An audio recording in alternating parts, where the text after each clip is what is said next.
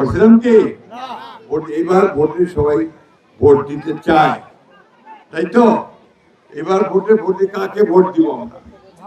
আমরা সেই দলটাকে ভোট দিতে চাই যারা আমাদের জন্য কাজ করেছে অতীতে, যারা আমাদের সঙ্গে বেইমানি করে নাই, মানুষের সঙ্গে বেইমানি করে নাই, যারা গণতন্ত্রের পক্ষে, ভোট দেওয়ার পক্ষে, মানুষের অধিকারটাকে রক্ষা করার পক্ষে আন্দোলন করছে, সংগ্রাম করছে, ত্যাগ স্বীকার করছে।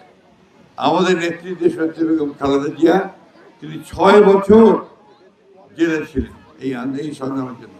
তার আগে ঈশ্বরের সময় 9 বছর তিনি সংগ্রাম করছেন রাস্তায়। ঠিক একইভাবে আমরা তারা যে দল করতাম, আমরা সবাই কম বেশি জেল খাটছি, কম বেশি আপনার মামলা খেয়েছি, কম বেশি আমাদের অত্যাচার জুলুম নির্যাতন হয়েছে। সেই অবস্থাটার পরিবর্তন হয়েছে। এখন আমাদের ছেলেরা এবং জনগণের একটা আন্দোলনের পরে ওই সরকারটা পালাই গেছে, হাসিনা সরকার পালাই গেছে দেশ থেকে, তাই না?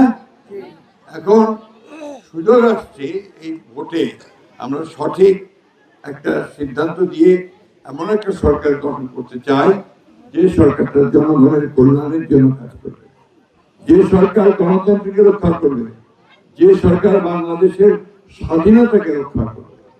এই ধরনের একটা সরকার আমরা চাই।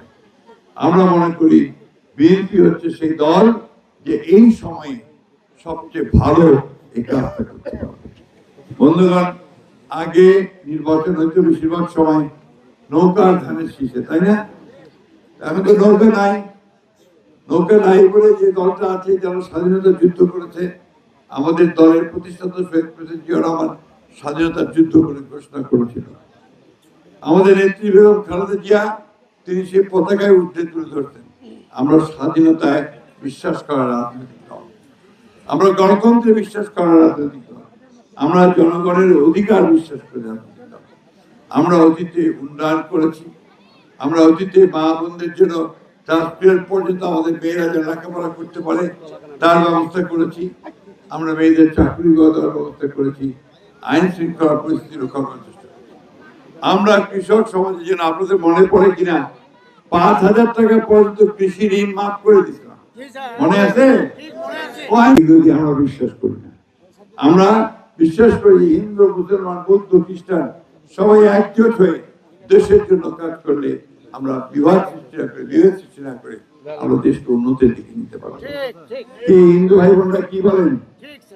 জোর আছে তো? মানে ভোট দিবেন তো এবার ধানের শীষে? বিষয় কোনো ভয় করবেন না, আমরা আছি আপনাদের সঙ্গে। আমার ভাইদেরকে বলতে চাই, এইবার সবাই আসেন, আমরা মুসলমান ভাইরা, হিন্দু ভাইরা সবাই একজোটে ধানের শীষে ভোট দিয়ে তারেক রহমান সাহেবকে প্রধানমন্ত্রী করে দেশে উন্নতির দিকে যাই, শান্তির দিকে যাই এবং প্রগতির দিকে যাই। এই কথা বলে আপনাদেরকে আবারও ধানের শীষে ভোট দেওয়ার আহ্বান জানিয়ে আমি বক্তব্য শেষ করছি। আসসালামু আলাইকুম, খুদা হাফেজ। বাংলাদেশ জিন্দাবাদ, বাংলাদেশ জাতীয়তাবাদী জিন্দাবাদ। শহীদ জিয়াউর রহমান, ধানের শীষের বিজয় হবে ইনশাআল্লাহ।